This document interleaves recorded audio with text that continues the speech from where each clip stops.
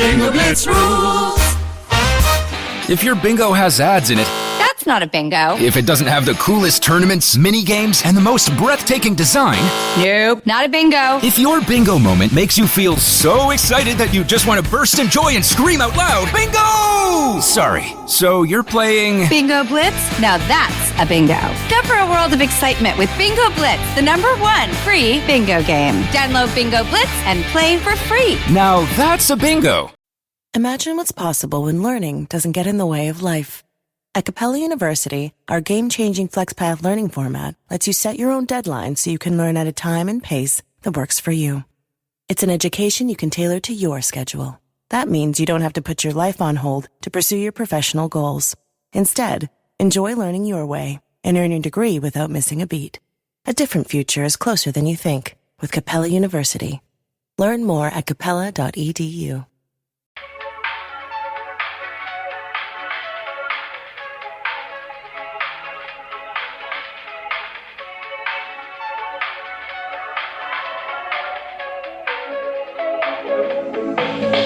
Hello, everybody, and welcome to another episode of But Am I Wrong? Are we ever wrong, Melissa? Absolutely, positively not. No. We have great instinct. We're really good at a vibe check. As you can tell, we were having a conversation off mic right before this About that exact instance of us being like, something ain't right. something is not right. And then we did say that I think was a catalyst for us to be a lot more vocal with these things, to be like collective groupthink. If anyone else is also having these, I've got bad vibes, like, let's just all put this in a circle together. Yep. Jesse's also very good at that. Jesse's all like, we are on the same wavelength. If she's like, I don't get good vibes. And I'm like, another person who I trust, their vibe radar, perfect. Yeah. If someone says, I never get bad vibes from anybody, I'm like, crash course. Let me help you out, babe. Let's do some research. Yeah, let's do some market research because you are a target right now, and that is not good. No, you're out to some really shitty friends. I just kind of going off of that. I was directing an audiobook this week, and one of the people, it wasn't the engineer, but one of the people that worked there just kind of got on the mic and was like asking me where I lived, and I just gave a roundabout answer, and he was like, why haven't you come into studio? First of all, this is the first person. I've never worked with this studio, not that I believe, I don't know, I've worked with a lot of studios. I don't think I've worked with this one. And he's like, why don't you come in? Like, you're close, like, why can't you come in? And I said, because I don't want to. And then but I couldn't say it in that way because I have to have a professional relationship. But the author I was working with, she picked up on it and she goes, or she could just work at home in her sweatpants. And that is what we need. More girls standing up for girls. There's no other sense, like there's no better sense of camaraderie that you have when a man says something stupid and you can look to another woman in the room and you either, it's that eye contact. Like people are talking about like, what's the difference between these two looks? And I remember I showed Mott's and he was like, oh, I can see that difference. I was like, great, good. So then, if you see that look being exchanged between two girls, you figure out who that look is about. And then you also work on that situation. Like it's a wonderful unspoken collective. But the worst is when you have a moment like that. And then you like are turned to another girl and they just leave you fucking hanging. And you're like, I'm on an island of one. There was one time. Oh my God, where was I? Oh, I remember. I was at a college party and I was like miserable. Like I wrote about like this. It was like the worst day I'd ever had. I wrote about it in my book about like this guy and it was like ended up in like a not so good situation. Everything ended up fine. But like, it was just an absolute shit show of this guy who brought me, who was hella fucking weird to this party. And he's the one who was like, have I ever told you about how my brother got brutally murdered? And I was like, we're in the middle of the desert in your car and I don't know you that well. And like, I'm a little sketched out. And then his friend was there and trying to steal me from him. But so I'm like there being like, these vibes are so bad. And I don't know anyone here. And I remember I saw someone who was in my acting class and I was like, oh my God, perfect. And I'm being like, oh my God, hey. And we're surrounded by like all of these dudes with elf ears on and like, they're like jousting and and like, I see her and I was like, oh, good. Thank God. Like you and me. And I was like, do you want to go to the bathroom? And she was like, oh, you can go. It's like right over there. And I was like, oh no, I meant, do you like want to go with me? She was like, why would I go with you to the bathroom? And I was like, I have been abandoned. Like what do you mean you don't want to go to a bathroom with me at a party? Like, I thought that was going to be our moment where we became incredibly good friends from the drunk girls in a bathroom. And like, you're depriving, I have to go to the bathroom drunk by myself. Like, that is an unheard of. It was miserable. And I was like, and hopefully she's not like that anymore. Granted, I was incredibly annoying, but like, I'd go to the bathroom. If any girl asked me, like, would you go to the bathroom with me? Without a doubt. Yes. Yes. Maybe not like Casey Anthony, but like everyone else. True crime on the brain. Well, what is this show? Or who are we? I'm Melissa D. Mons, and who are you? My name is Meghan, and we're never wrong. wrong. Only give your my name's first. Meghan Rinks. Ranks. Meghan Rinks. Like multiple ice skating rinks. I have to say, I've started saying that to people because they would be like ranks, and I was like, that's not how you say it. No, it's so crazy to me because never in my, and maybe it's like small town syndrome, but like never in my life until I got into like my 20s in LA, it was like I turned 22 and people were like, how do you say your last name? And I'm like, what are you talking? Like, I've never had to give people like, oh, say it like this. Like, it was so just natural. Like college, never had to cry. Like none of that. Even like, I swear there are people who like totally knew how to say my name and then were like, I actually don't know how to say it now. And I'm like, what are you like? It just felt like one day I had to start saying it like, oh, it's like this. Like, I'm not used to that. It's so weird. That's weird. Yeah. I usually have to tell people multiple times. I'm like, it's literally exactly how it's spelled. Like, sound it out. And I'm always like, I before E. Do you not remember I before E except after C? So like, it's just the I. It's just think of the I being there. Yeah, so Meghan Rinks is my name. And because we have wonderful intuition and we're never wrong, we decided to share that wealth of knowledge with the world with this podcast where we talk about other people being wrong. And sometimes maybe we're wrong. Most of the time we're not. But we've got 3 different segments and we will explain each of them before we get into them. But what you need to know is that this is an active participation podcast. I mean, you don't have to, but we do prefer if you do participate. So for each of the segments, we will say who we think is wrong in the situation. And then we post votes over on our Instagram story and you vote who you think was wrong. And we will read your responses. You can send messages about why you voted the way you did, what your thought process was. We have a write-in segment. Maybe you're a person who is in that. You can give us more info or you can talk about it. You have personal experience with it or your thoughts and feelings. And then we share all of that on our episode tomorrow, not for this episode, but our Fisting Friday episode, which is our Friday episode. We read the results and all of the messages and people's thoughts and feelings about all the different things. It's a great time. And hopefully by next week, we'll be all caught up. Yeah, because I panicked before we started recording today. I was like, oh my God, Melissa, I'm so sorry. I forgot to post the votes. And she was like, no, you didn't. And then I was sent a screenshot and I was like, I'm pretty sure I forgot. I was insistent on being like, I fucked up. And you're like, you didn't, I swear. And you're like, no, that's next week. And I was like, oh, okay. Yeah, there wasn't a new episode that came out this week. So what came out? Yeah. Maybe 3 or 4 weeks ago, the Fisting Friday was for today. And then what came out 2 to 3 weeks ago, the Fisting Friday next week. But then we should be caught up. Yeah. Don't worry, everybody. When I make my vision board, I will put not getting COVID and not getting sick on there. So we start. February is the beginning of, first of all, February is the beginning of everything. It's your birthday. It is also the movie that's about to change hearts, minds, and lives across America and the world. So February is my new year. Great. Because this month has been a wash. Of course. Shall we get into our first segment? I think we shall. Our first segment is called But Am I Wrong? And that is when we pick something from our own lives or from the news that we want to either rant about, or it might have been something that we were wrong about.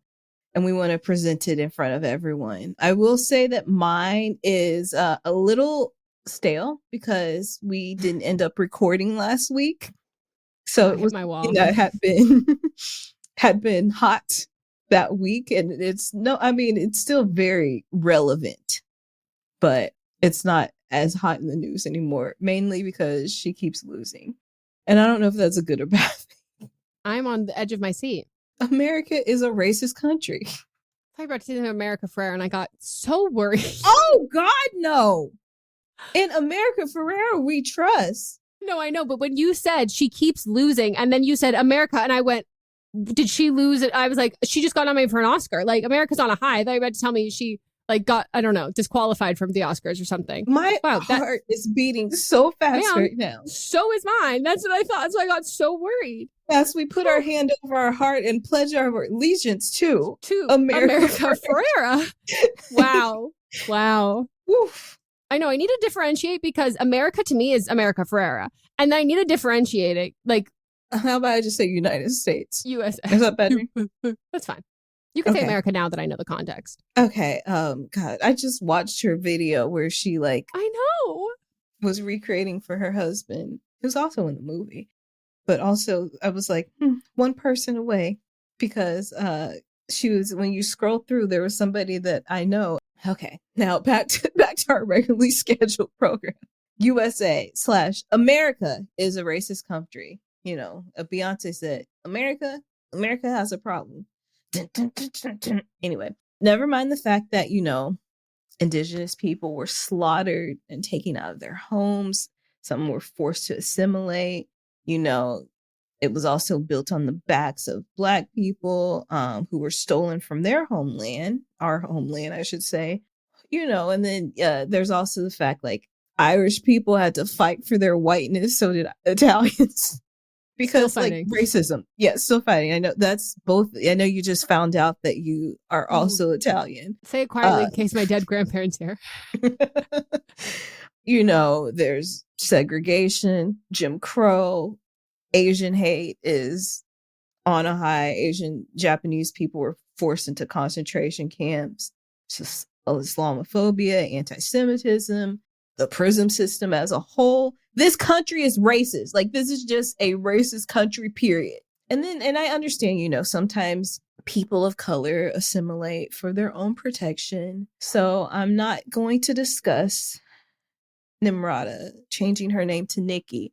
But what I will discuss is her blatantly lying about about a racist / America, about America not being a racist country. So her father, who was...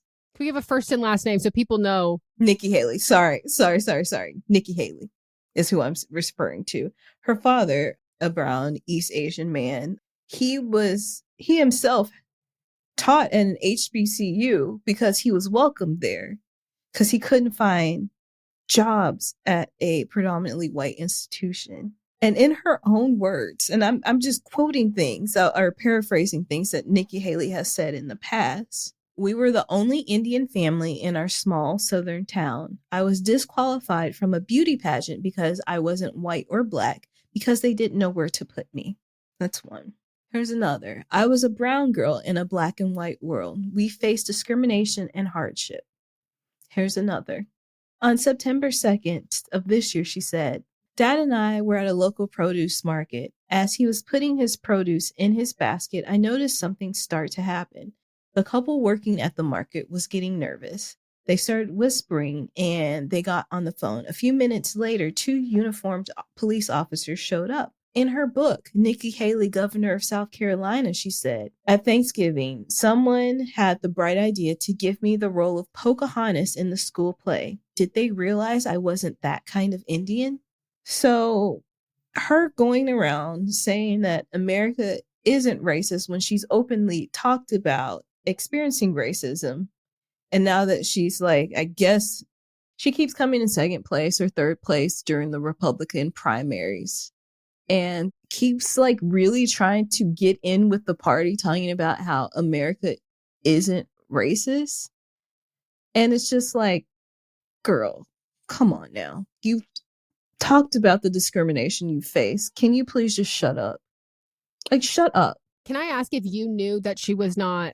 Yes. That she was very open about talking about it all the time. So I was going to say, I did not know until probably the last year or two or something, because every time I've heard her speak, she others herself from anything other than being again, we're not all of this anti-racism, all of this stuff, really distancing herself from being someone who would have been victim of it, in the sense that I wouldn't have been shocked if she said, really what we need to focus on is people being racist against white people. It was so distant, so not attached in that sense that I didn't even know until probably this year. I knew when she ran the last time I looked at, I knew when I was like, that's not a white woman. Yeah, no, it's and she used to talk very openly about being Indian. That was my question, because I only knew of her in name and headline probably until the last 3 years or something like that. Mm-hmm. And then probably couldn't have picked her up out of a lineup until like in the last like 2 years or something. But that like, yeah, like she's completely shifted to align herself and other herself, like aligning herself with whiteness. Yeah. And in the people don't like whiteness anymore. And like on that, like so far in that can't like not even just assimilation. It's that like, oh, you're aligning yourself with the white people who I do not say that is not how I feel. Like this is not like a unilateral feeling of that. So I'm like, it's of white nationalists. I'm like, that's, and I wondered if it was a shift because Yep, very much so. Yeah, I know a lot of people only recently found out because a tweet went viral saying Nikki Haley saying that people are not racist when if she wanted to prove that. She could do a lot of things, and a lot of people who think she's white can like her for her politics, like everything she does. They find out that she's not white, they're not going to vote for her. Yep. I'm like, that's the definition of racism, Nikki Haley. Mm-hmm. And if you I know that she sees it. I know that she sees it, and she knows what racism is. And she's like, no, I gotta just completely distance myself. I feel like even like in the last election, she always talked about it when they were doing the, like, as an immigrant, like she would say things like, as the daughter of immigrant, and like she always said it. And then it was just like a shift recently. Yeah. So she's coming hard for Donald Trump, which I think is high-key hilarious. Yes. Because it's the Spider-Man meme. I'm like, you're mad at him for what? That you don't okay, all the same. You're doing the same. And it feels like she's aligning herself more with that aspect of him. And I was like, so why are people going to vote for you? Like, what's the difference here? Right. Make yourself different. But I think she might also be gunning for VP. She hasn't dropped out yet. And it's really just the two of them at this point. Yeah. DeSantis dropped out. who everybody thought like he was going to be the one, but it's like. So I'm a little, you're right. She probably is gunning for VP. Did you see the DeSantis tweets where people are like, I think DeSantis should carry it to term? I did not see that, but I loved it. Wow. But yeah, so I think she's aligning so much with whiteness so then she can be his VP. Yeah, she might even be as not even just auditioning for the public, but auditioning for him. Mm-hmm. Yep, exactly. Because that's all you have to audition for. Because the president's the one that. Well, he doesn't care about being well liked, picking a well liked VP or like politically strategic VP. No. Also, maybe she just doesn't bring up being a child of immigrants anymore, and he has forgotten, and he probably never even learned it to begin with. And so anything she says in this year, that's what he's going to remember. Fuck her. Fuck her so much. I just had to go on a rant about that. That still feels topical to me. Plus, it's still very topical. It was just fresh last week because that was when she was asked specifically, and she denied it. I thought about when I was like, I just don't have the capability to like film that day. I was like, damn, we got to talk about this. Like, it was the same time. I was like, got to talk about this though. Yeah. Well, you're not wrong at all. Nikki Haley is wrong. Yeah. My hot take is a bit more frivolous. So the overarching statement I'm going to make is a very serious statement, but we're going to be talking about a very deeply unserious thing that this falls under that I want to talk about. So as a podcast network, our first priority has always been audio and the stories we're able to share with you. But at Realm, we also sell some pretty cool merch, and organizing that was made both possible and easy with Shopify. When you think about successful businesses like Aloe or Allbirds or Skims, an often overlooked secret is the business behind the business that makes selling and, for shoppers, buying simple. For millions of businesses, that business is Shopify. That's because nobody does selling better than Shopify. It's the home of the #1 checkout on the planet. And the not-so-secret secret that's definitely worth talking about is that Shop Pay boosts conversions up to 50%. That's more happy customers and way more sales going. If you're hoping to grow your business, your commerce platform better be ready to sell wherever your customers are scrolling or strolling, on the web, in your store, in their feed, and everywhere in between. Businesses that sell more sell on Shopify. Upgrade your business and get the same checkout we use with Shopify. Sign up for your $1 per month trial period at shopify.com/realm, all lowercase. Go to shopify.com/realm to upgrade your selling today. Shopify.com/realm.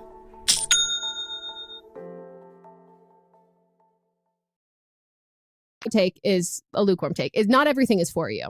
And obviously we know that so many different things, cultural appropriation, spaces that are inclusive of certain, whether gender affirming spaces and all of these kinds of things, it doesn't have to be for you. You can leave it. But I want to talk about a very specific minor sect that really fucking pisses me off. Is it harming anyone? Probably not. You could probably make an argument that there's cultural appropriation going on here. But really what I want to talk about is, there's an influencer who I've talked about before. Her name's Danielle Bernstein. And Danielle Bernstein has a lot of horrible, egregious things that she has done. She steals from Black artists. She steals from small businesses. She scams people. She lies. She posts bikini pictures being like, buy my credit card and then donate money to Ukraine. And it's so tone deaf, absolutely horrible. Has said some horrible things on her. She had a once podcast and a book. She lies about all of these things. Big scammer, and not in a fun kind. Chronic Photoshop, really toxic body image things, and perpetuating all of these things and saying that she's this and she's not actually this and all of this horrible stuff. But she has the worst taste in interior design than anyone has ever had in the entire world. And we have to fucking talk about it, because this woman, and I'm not going to call her bitch because we're not close like that. And bitch to me is reserved for people who I love. She is a renter in New York City.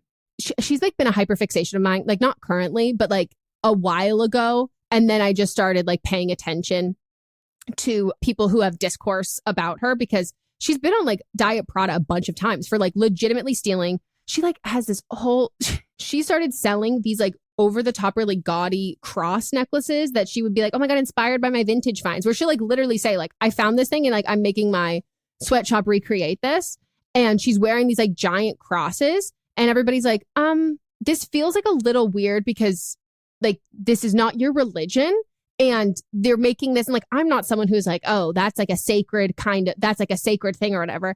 But everyone's you have you're Jewish. It'd be so cool if we got some really cool stars of day. And it's just this feels really odd. It feels this is why is this one a cool aesthetic and the other one is maybe not so much. It's just, it's very odd. And they're ugly.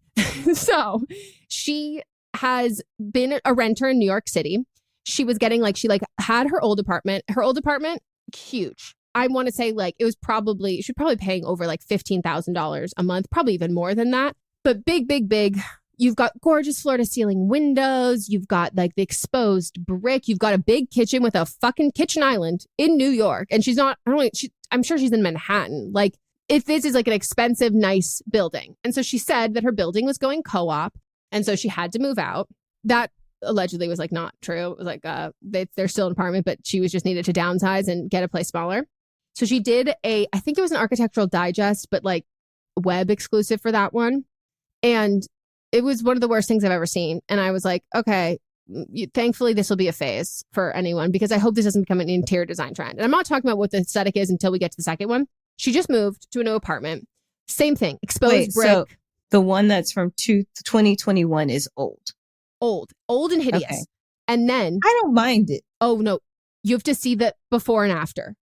So the second one, she gives you more. You have to, there's a video that you'll have to watch. So she has this whole aesthetic, and everyone's you dumped so much fucking money into this. This is crazy. You're just gonna leave. And she kept saying it's because her building was going co-op. And so then she starts posting on her Instagram story, trying to sell some of the furniture that she has. And she's raving about the custom furniture that she most likely has done all these brand deals with partners that she got for free, that she's then trying to sell for $10,000, which is a couch she sat on for 3 years. And it's oh, we can't transport it. You'd have to hire a crane to get it out of the window, and then you can buy it. And it's great deal. And everyone's what the fuck? She's doing all of this. And she's so sad we have to remove these things in my apartment. It was just so nice. And moves to her new apartment, does all of the same things, and has all of this custom furniture and everything. And she talks about in her Vogue Australia, because American Vogue was too good for this. She does an article that just came out for her second one, inside the Soho home of influencer Danielle Bernstein. Oh no, that's the second one. That's Architectural Digest. The Vogue one is inside the serene Tribeca loft of fashion influencer Danielle Bernstein. She also was trying to get like deals for like rent and like off-market listings, like asking people like when she was trying to find it. But we need to talk about her aesthetic, which is called wabi-sabi. And if anybody is unfamiliar, this is the definition from Cambridge, I'm pretty sure. Wabi-sabi is the Japanese art of impermanence, taken from the Japanese words wabi, which translates to less is more, and sabi, which means attentive melancholy. Wabi-sabi refers to an awareness of the transient nature of earthly things and a corresponding pleasure in the things that bear the mark of impermanence. So I don't know if it's ironic that the impermanence is that she's like completely plastering the walls of all of this and like coming up with this. She's making her home a set to then remove all of it afterwards because they don't want it, because it is not done well and so shoddy. And I have zero issue with people who want to do things to rentals because A, buying a home is not attainable for most people. And anyone who's like, oh my God, save all that money and then put a down payment on a home. That's like saving money from avocado toast to buy a home. Like those things are not the same. There are so many gorgeous like renovations that people have done, whether they're like, you know, semi-permanent or even like less permanent than that, like just temporary things that renters do that look so good. And even ones that are a little more labor intensive that like landlords sign off on. But when you make something that you do a quote unquote improvement to your home that the landlord is like, it needs to be temporary because no, maybe that is your sign to not do this. The look of this is absolutely crazy. She has gotten all of this custom furniture. They didn't even fully paint the brick. They just painted it to the point where it cuts off in certain parts. They had not finished it yet. And she makes it like a showroom. She added fake, I'm 99% sure, and I could be wrong. I'm 99% sure she added these wood beams to the bottom. Not the top. Giant wood beams, everything's lime washed. And then she spends the entire article talking about Corvino, the designer who did this, and Bernstein's relationship was so simpatico, it eschewed the need for any brief, formal or otherwise. We've always had an extremely casual relationship that was mutually beneficial, said Bernstein. When I found out I was moving, I called her and I said, ready for the next project? So this to me is truly the less is more. When you don't pay for things and you get things funded by brands who are sending you all of the stuff and then you sell it at a cost and you make this home, which sometimes if you want to live in Soho in a penthouse with exposed brick, I would say move in to an apartment in Soho, a penthouse maybe with exposed brick. If you want to live in a farm, like farm rustic little area, do that. When your neighbors are going to have like LED lights and all of the things that you're doing all of this here to achieve this like aesthetic look for her Instagram. And there's no way any of this is functional. And then she's just selling it all immediately after. And truthfully, I think the coloring of these photos is doing an immense amount of favors. Like her bathroom is like modern with all of this marble. And then she like lime washed it. Bathrooms would throw me off. Everything else I'm fine with. In a home. I hate it. I hate it so much. The closet is horrendous, but that's because that's what the whole rest of the apartment looks like. She's just doing this for photos. The bathroom does not match at all. They shouldn't have included it in the photos. But everything else looks fine to me. Would you want to live in New York City in Soho? If you want to live like a Bali lifestyle, why don't you live there? Like, what is this? But you bring it in. Sometimes the aesthetic that you like isn't necessarily in the area you want to live in, so you bring it in. I just don't believe. My whole thing is like, I just don't believe her. Like, I am not for yucking people's yums unless I don't like those people. And like, I think those people are bad people. But like, how does any of this whole like less is more, like wabi-sabi, I'm just like, love this. I'm like, you love concrete because you also love not paying the people that you work for. And you also love immense amounts of consumerism. How is that less is more? What I don't like is the kitchen. I don't like how the cabinets are so low. Like, take those cabinets up to the ceiling. But everything else. But she can't. She's a renter. I know. But you can add things in. Like, you can add a separate whatever. She's going to do all that. She might as well finish it. Yeah, I'm not, from just a looking at it, I'm not mad at it. I am so incredibly mad at it. And would I be mad at it if it was from someone that I liked? Probably not. But it's a combination of. See, that's not what you asked. What was wrong? You said, or that wasn't your rant. You said everything isn't for everyone. No. And Wabi Sabi is not for Danielle Byrne. What's up, everyone? It's Noah Daniels.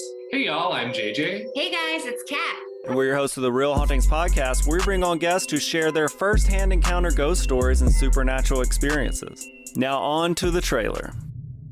I've been warned to not tell this story, but I think because of the way it ends, it's okay to tell this story, because some people say that with certain entities, to like speak of them or talk about them or in any way like portray them as powerful will attract them to other people.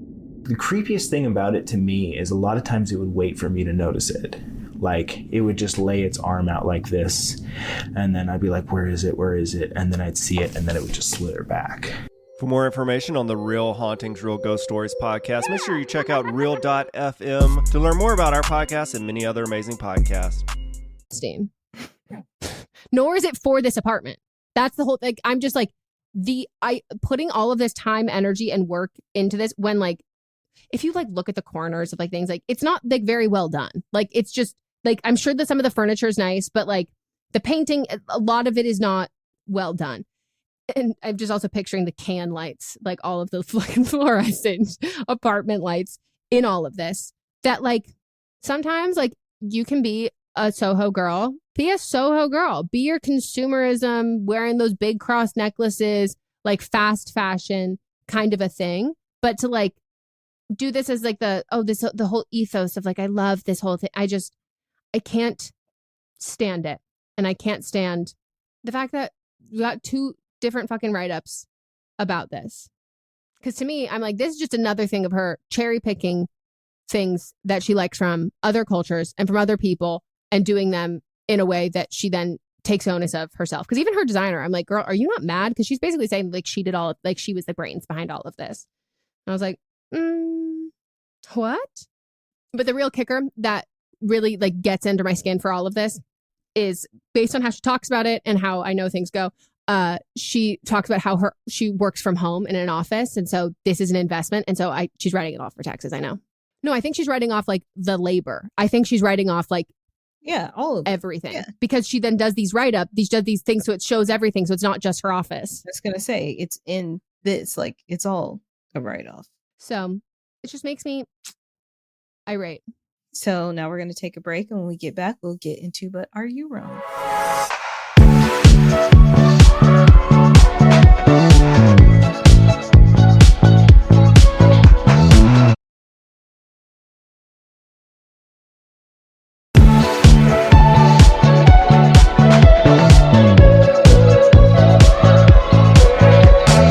And we're back.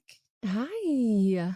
Now it's time for But Are You Wrong? And that's when y'all write into butamiwrongpod@gmail.com to submit your dilemmas that you're going through in your life. Keep it to 300 words or less. You can also send it to us in a DM on Instagram. So you've got choices.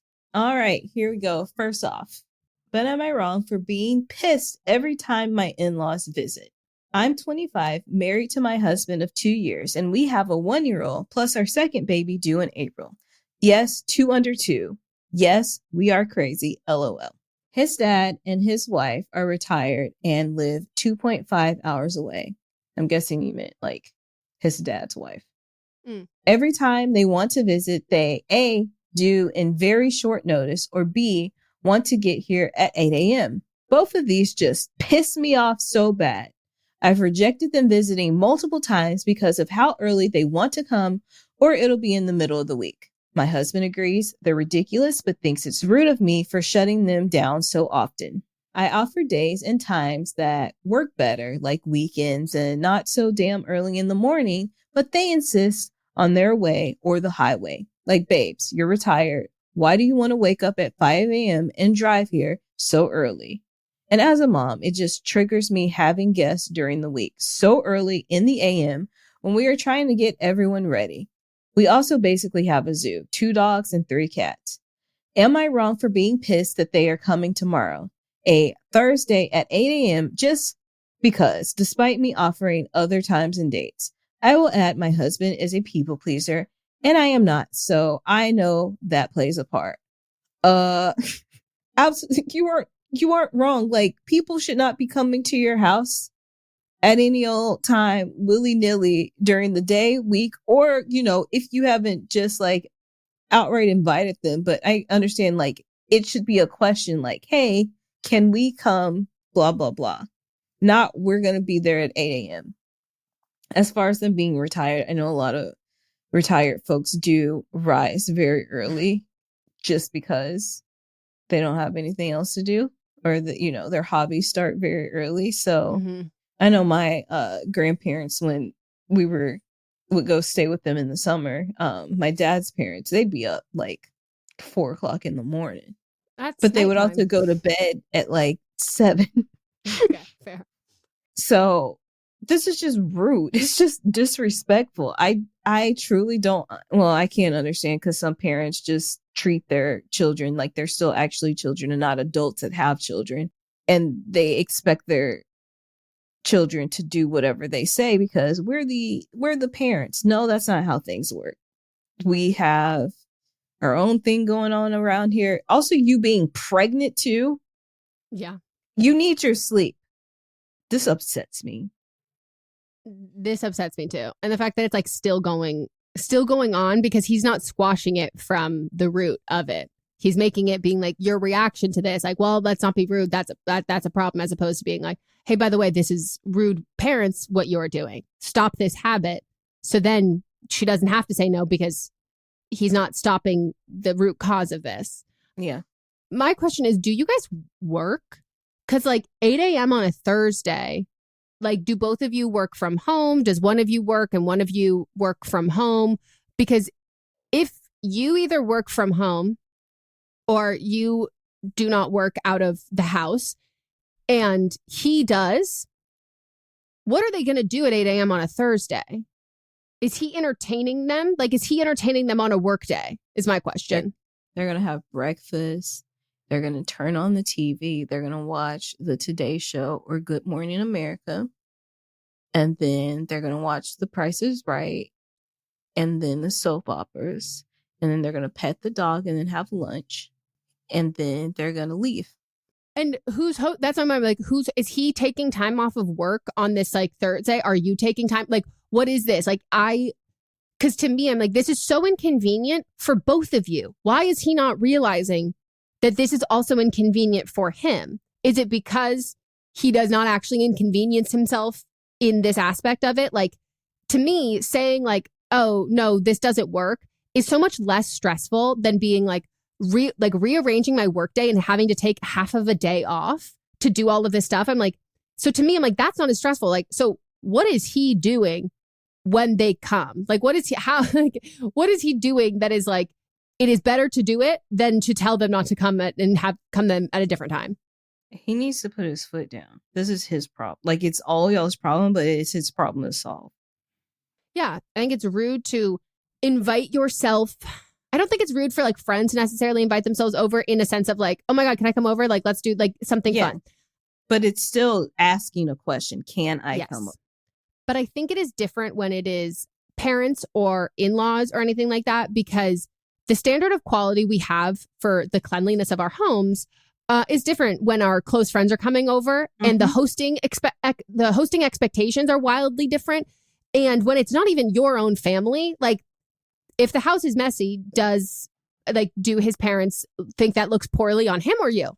If this is this, who does that reflect on? And so there are some times where like people like can be so chill and casual with their own families, but like that doesn't even extend to people once you get married necessarily. Like you can't just be like, oh, it's fine, it's chill, it's whatever. Once he puts his foot down, it's not going to happen over and over and over again. And then the burden is on him, not you, to say no. Yeah. I would be so annoyed. Like I even made sure on Christmas, I was like, people are not, I do not have guests over before 11 a.m. Like, I just don't. You can come over at 11. Like, if it's 9 a.m. and there are times where like, and like Mods and I don't even communicate with this anymore, but like, I need my morning routine. Like, I'll be so stressed and so anxious all day. And like, it's not even good for my heart. Like, I have to pace myself in the morning. And there are times when like, if his parents were like coming, like they got there earlier, he would just text me and say, I'm going to take them out to coffee. And like, just automatically being like, Meghan needs her morning time. I know that like, whether I think that we can just handle this, I know that that's not good for her. So therefore it's not good for us. Right. Like, stressing out a pregnant woman, number one, no. Nope. All right. You're next. So this one has mentions of homophobia.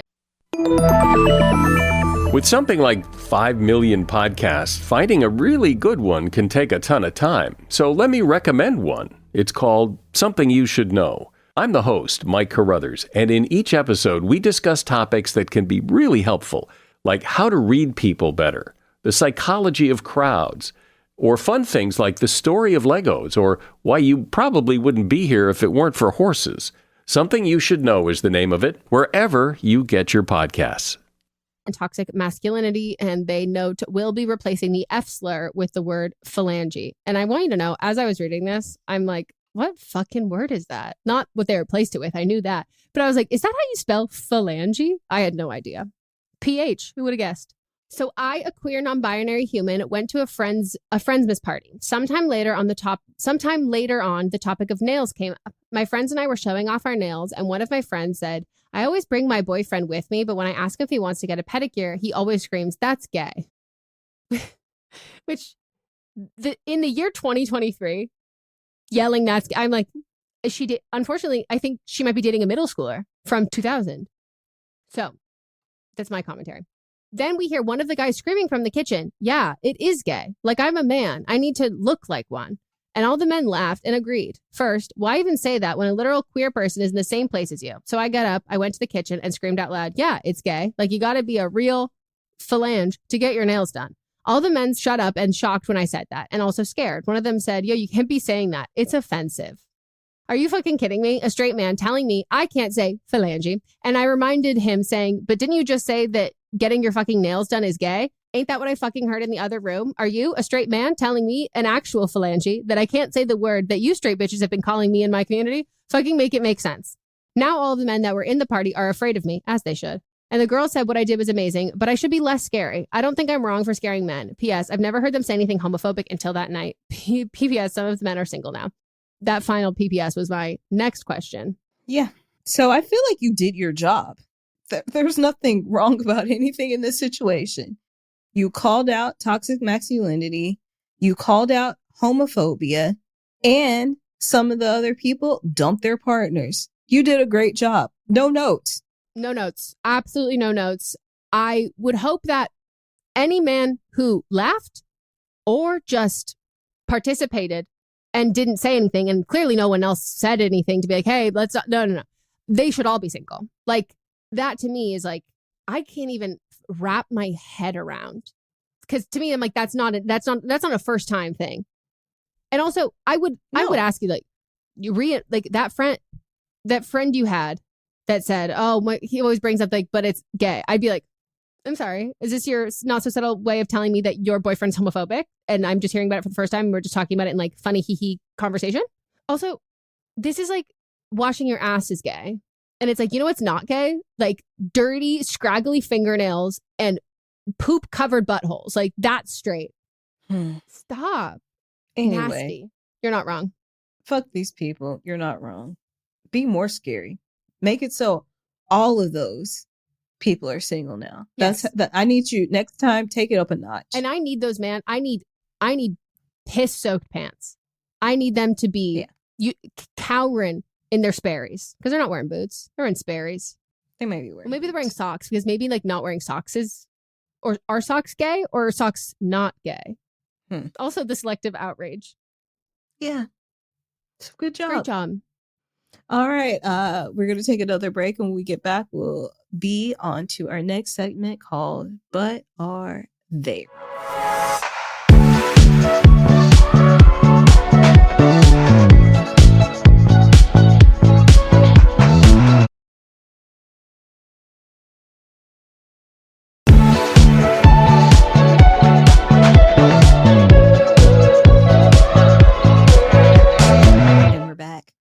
our final segment is But Are They Wrong, where we nominate the worst of the week, also worst of the last couple of weeks because we had to postpone. And it could be pop culture, current events, anything that we think needs to be collectively shamed on this platform. It is our duty, our civil duty as citizens of America Ferrera. So I'm going to nominate. This is still, very patriotic where I'm going with this. God bless America Ferrera. Abrazo Homes.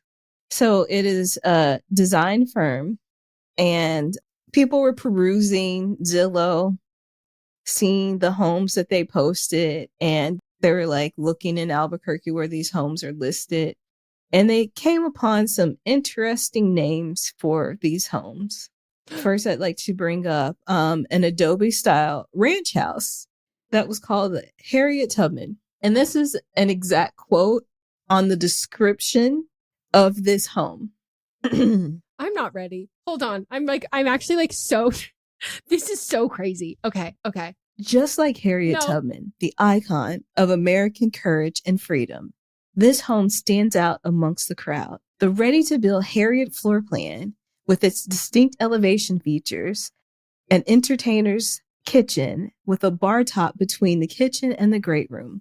The owner's suite, let me repeat that. The owner's suite features a spacious walk-in closet, and the optional vaulted ceilings in the great room can make it live larger than it is. Discover why this plan was the winner of the Buyer's Choice Awards in the Parade of Homes. And in case you're not American and don't know who Harriet Tubman was, she was a woman that was enslaved and escaped and then helped others to freedom, as well as she was a spy in the Civil War, which nobody really talks about that much. And I think we still should. Mm-hmm. And, we don't just stop there. Then we've got the Anne. No. In her diary, Anne Frank discussed her view of the seasonal changing trees. In honor of her, we have designed our Anne plan to maximize the view we feel would be suitable for Anne herself. This is worse than when Justin Bieber said, I think Anne Frank would have been a believer. Which also, he was a child, but oh my God, this is a firm. This is not just one person. No, this is a firm. They've also got the Jane Austen. One of these things is not like the other. The Frida Kahlo. Okay. The Selena, as in the singer Selena. The Thatcher, as in the Iron Lady, Margaret Thatcher. Let me read that one. I need you also to read Selena's. Strong and powerful in likeness to the Iron Lady, Margaret Thatcher, our Thatcher floor plan is a luxury sport utility home. Our ready-to-build Thatcher is an upscale 2-story with the owner's suite on the first floor. All your daily living on a single level, tons of space and flexibility. This plan has an oversized loft and flexible bedroom / study space downstairs and volume ceilings in living room. Finally, if you're looking for a party deck to enjoy outdoors, this is your home. Question. What is a sports utility home? I thought that was a vehicle. Me too. Anne Frank and Harriet Tubman are not like the others here. So No. Here's the thing. If you want to sell me a Marie Curie home plan, I'm thinking it comes with orangutans. I'm thinking it comes with animals. You want to sell me an Amelia Earhart home? I'm thinking it comes with flying lessons. I'm thinking my bed, this is this comes with, what's that show called? Where he has the car and he drives it away and it's like, look at your new house. And it's always like, they can't afford the taxes. Move that bus. Extreme Makeover. Home Makeover? Extreme Home Makeover. Which was a spinoff from, if we really want to get into something dig deep into, remember when it used to just be Extreme Makeover and they would do extensive plastic surgery on people? No, I had no idea. And then it was America's Next Top those Model. were both on. And then they were like, okay, now let's make it Extreme Home Makeover. Same franchise, but with houses, not people's Holy faces. fuck.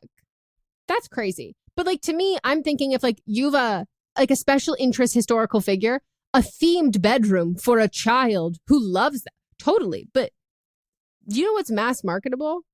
What? They said her story. Are there any men? Is it just her story? No, it's just her story. I love feminism. What the fuck? Wait, I'm actually like, so like the Anne Frank and Harriet Tubman of it all is like, those things are not like the other. No. I never heard, this did not even cross my desk. Like, known for her mainstream Tejano music, Selena was small but powerful. Our Selena floor plan portrays her in just that way. What? Small? This is a small home. Let's name it the Selena. Offensive. Small but Why do you call powerful. the Danny DeVito home? Small but powerful. Like, call it the Monsters Inc. Mike and Scully. You get the big floor plan and get the little round green one with one eye. Like, what the fuck? I think they really thought that they were did. being feminist with this. They were like, yeah, we really did something. And as a white woman, yes, I can smell my people all over that. Might be some white men, but there's definitely a white woman there. Good God. They've changed. Thankfully, after this was brought to everyone's attention that saw it, they immediately changed it. But, there's the Wayback Machine where I can see what it originally said. And also, like, the amount of time and like that they did for this, because my question is, what came first? The homes or the concept and the names? Like, did you say, okay, let's build or it's like a small home, and then someone's going, this makes you think of Selena. Okay, this home is a sports utility vehicle. This makes you think of Margaret Thatcher. Like, what? Like, are you sure you weren't thinking of like Mr. Ford, like Honda CRV or something? Like, wow. Yeah. So the names of the homes are still the same, but the copy is different now. Oh my God. Get to know our peeps. And it's just their first names now. They don't have their full names on. They need to take them off. That's still association. I know. I'm going to click meet the team. I need to meet this fucking team. They said, meet the team, our peeps. Meet our founder, Brian and Mackenzie. Am I shocked? No. This is a bald man who is doing a Superman pose. The owners are two white men. I thought Mackenzie was a woman. No, that's also a man. Mm-mm. And then we have some people on sales. Oh, poor Warren. So far,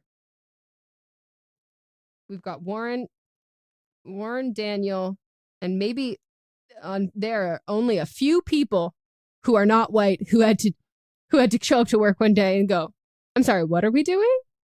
Let me read Brian, the owner co-founder's bio. Brian is the right-brain partner of Abrazo Home. His tall stature and smooth jump shot make... No, Melissa, I was about to tell you, they all have two photos, and one of them is like a sports or special interest photo. And so there's all these fully grown adults in like sports gear on a seamless background. Someone's pretending to ski. They have skis. Like, this shit is crazy. Brian has his foot on top of a tire and he has on a cowboy hat and sunglasses, making a muscle holding a tire iron.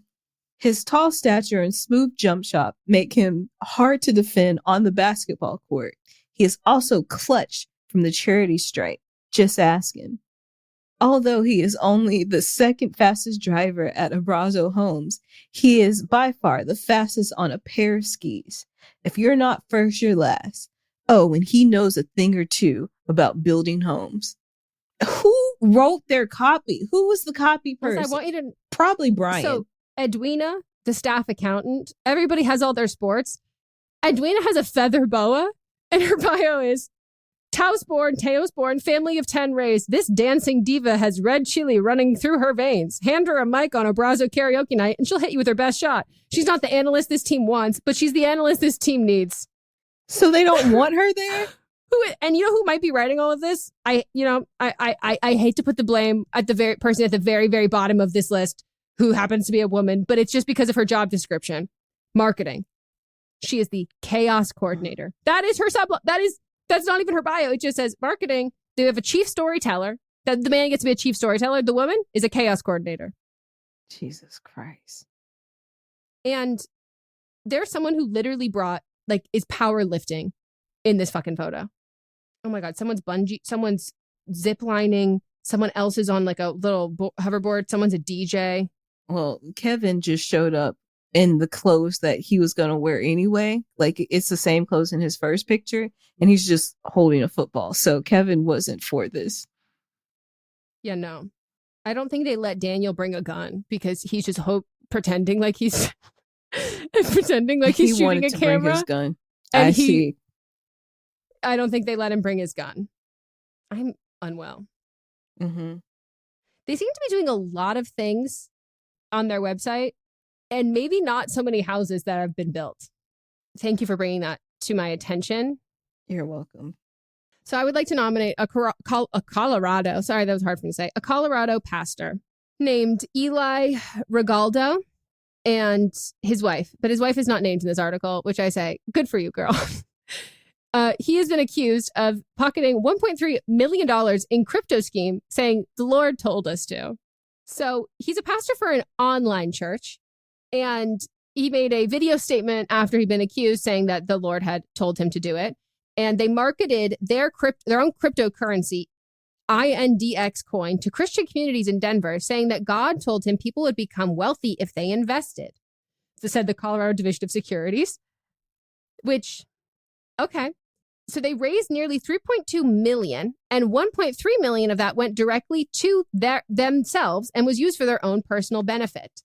They couldn't be reached for comment, but in the video statement, Eli said the charges that they pocketed $1.3 million are true. I don't know if he has a lawyer or if the Lord is representing him in this case. So out of the $1.3 million, $500,000 went to the IRS, a few $100,000 went to a home remodel the Lord told us to do. I am wondering, which floor plan do you think they went with? I'm not thinking the Selena. I don't think it was a small home.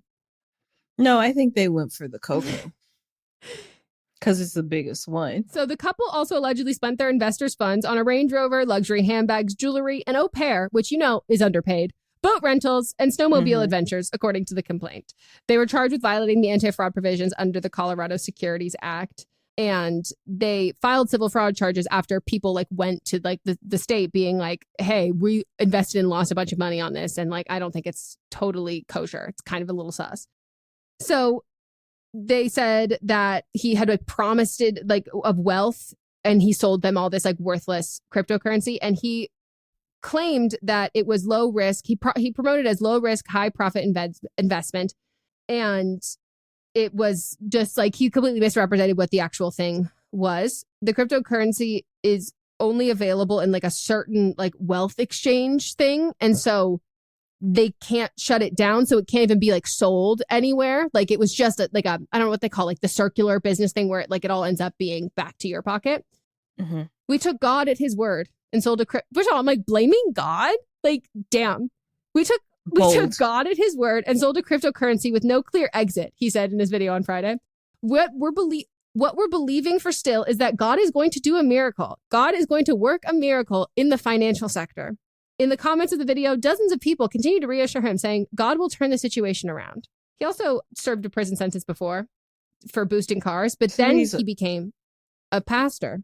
An online pastor. A YouTube pastor, profiting and preaching online only Victorious Grace Church, where he and his wife are listed as the only two employees. He has no cryptocurrency or exchange background, and he said divine inspiration called him to launch Index Coin and Kingdom Wealth Exchange. So he launched both the cryptocurrency and the place to cash in the cryptocurrency. It was last October 2021 that the Lord brought this cryptocurrency to me. He said, take this to my people for a wealth transfer. I'm like, God said wealth transfer? Like, gun to your head, God said wealth transfer. He advertised it through presentations at his church and through other pastors, which is a part of the legal legal complaint. In the videos, he quotes Bible verses telling investors to expect a miracle and just wait for God's plan to unfold. He also told investors they would tithe and sow in causes helping widows and orphans, but the funds went to their own pockets, specifically went to the Christian community, and some of these people are very upset. But he and his wife and their 3 companies are charged with securities fraud, unlicensed broker-dealer activity, selling unregistered securities, and the imposition of constructive trust. And I am just obsessed with a man who cannot admit he was wrong and has to blame God. Like a man of God blaming God. Like I can blame God because I'm not a God girl. He's not a man of God. I promise you this is what happened.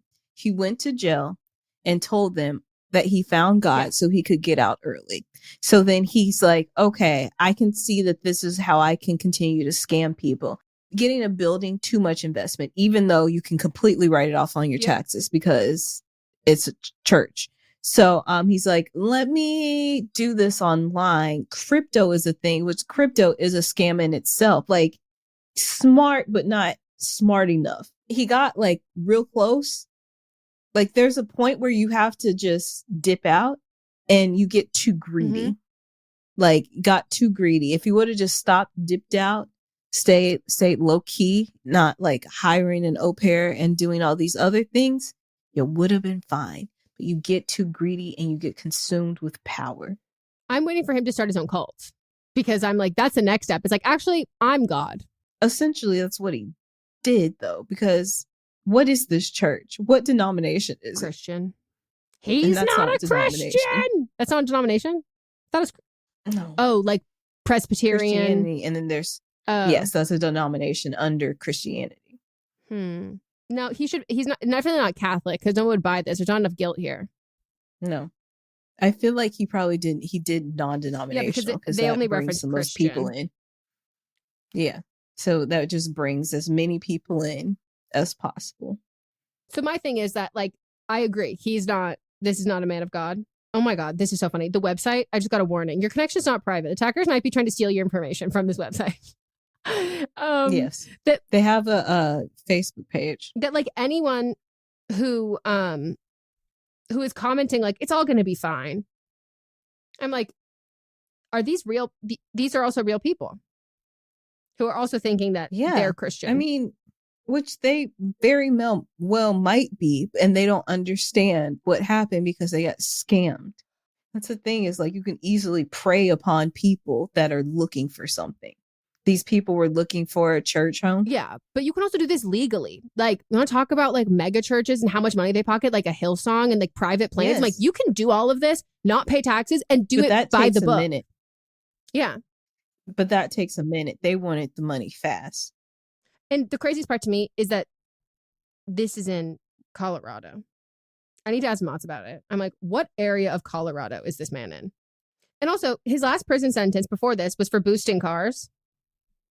And I just have to say, not to rank scams against each other, that is so much cooler. Do you know what I mean? Like, yeah, but think with boosting cars, you're not going to get the power of controlling other people. When you have a church and you're the pastor, like all these people are following you. Like they see you as the head that's getting you to God. That's like very that you're scary. The one that's guiding them. Yes. Oh, and that's why that's the a taste of that, the youth pastor thing. Of youth pastors are notoriously pretty predatory, and it's that viewing it in that sense, but it's closer to you because they're a little bit younger and all that. Ugh. Yep. Boosting cars doesn't give you the power. No, but it's a lot fucking cooler. It is cooler. All of his photos look like he's in AI backgrounds. Love this. People doing crazy things. America. And in America, Ferrer is America. They should all be ashamed. Disrespectful. Factually. So we hope you all enjoyed this episode. If you did, you can leave us a review. You can stay tuned for tomorrow's episode of Fisting Friday, where we read the results of last week's episode. She's nodding. You can watch on Patreon to see. Well, it's not last week's episode. It's the last new episode. That wasn't this one. You can watch the video on Patreon. You can also join our Patreon to play Monopoly Go with us and live stream with us and hang out and become friends with other people who aren't us. And that's it. We'll circle back. Is that what we say at this one? Yeah. We'll circle back. But Am I Wrong is a production by me, Megan Rinks. And me, Melissa DeMonts, plus Diamond Imprint Productions. Post-production by Coco Lorenz. And production assistance by Melanie D. Watson. Welcome to the small town of Chinook, where faith runs deep and secrets run deeper. In this new thriller, religion and crime collide when a gruesome murder rocks the isolated Montana community. Everyone is quick to point their fingers at a drug-addicted teenager, but local deputy Ruth Vogel isn't convinced. She suspects connections to a powerful religious group. Enter federal agent V.B. Lauro, who has been investigating a local church for possible criminal activity. The pair form an unlikely partnership to catch the killer, unearthing secrets that leave Ruth torn between her duty to the law her religious convictions, and her very own family. But something more sinister than murder is afoot, and someone is watching Ruth. Chinook, starring Kelly Marie Tran and Sanaa Lathan. Listen to Chinook wherever you get your podcasts. Hi, I'm Jennifer, a founder of the Go Kid Go network. At Go Kid Go, putting kids first is at the heart of every show that we produce. That's why we're so excited to introduce a brand new show to our network called The Search for the Silver Lining, a fantasy adventure series about a spirited young girl named Isla who time travels to the mythical land of Camelot. Look for The Search for the Silver Lining on Spotify, Apple, or wherever you get your podcasts.